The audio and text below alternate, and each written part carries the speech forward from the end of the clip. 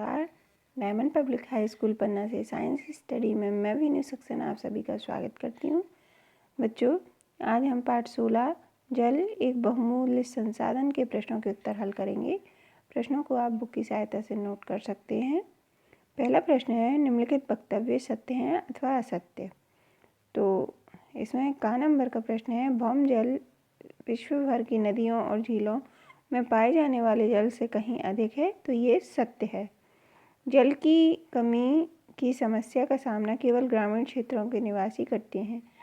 तो ये असत्य है, क्योंकि जल की कमी तो हमारे शहरों में भी होती है। अगला प्रश्न है, नदियों का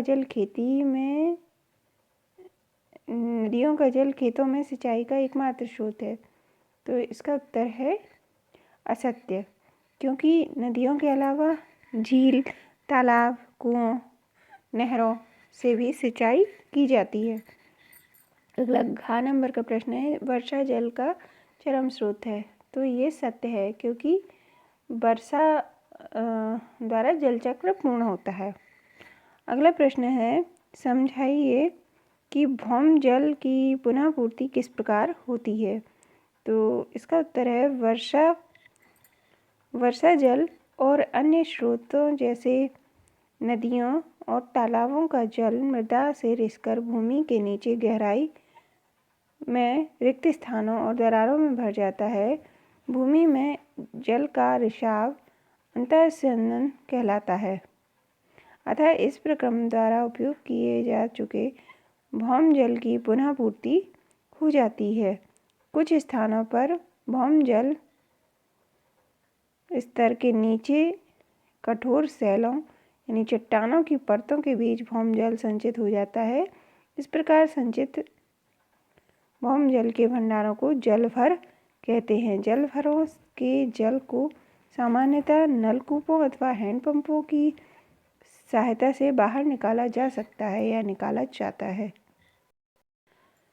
अगला प्रश्न क्रमांक 3, किसी गली में 50 घर हैं जिनके लिए 10 नलकूप या ट्यूबवेल लगाए गए हैं।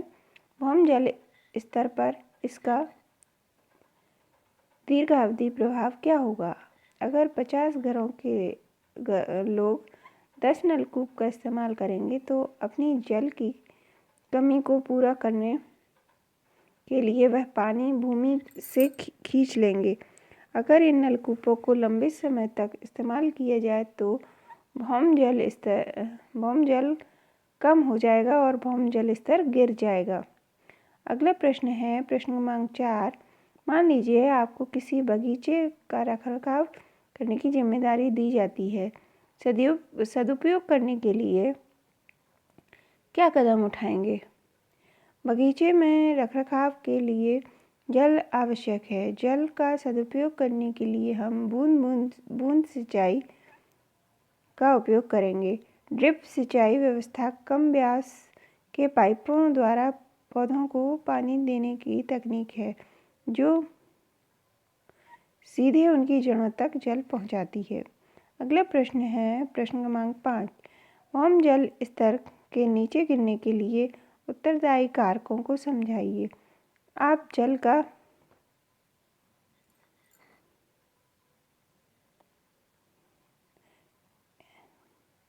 इसका उत्तर है इसमें पॉइंट में आंसर है कि भौम जल स्तर के नीचे गिरने के निम्नलिखित प्रमुख कारण है। का नंबर है, बढ़ती आबादी के कारण जहां जल की आवश्यकता बढ़ी है, वहीं प्रति व्यक्ति जल की उपलब्धता भी समय के साथ कम होती जा रही है।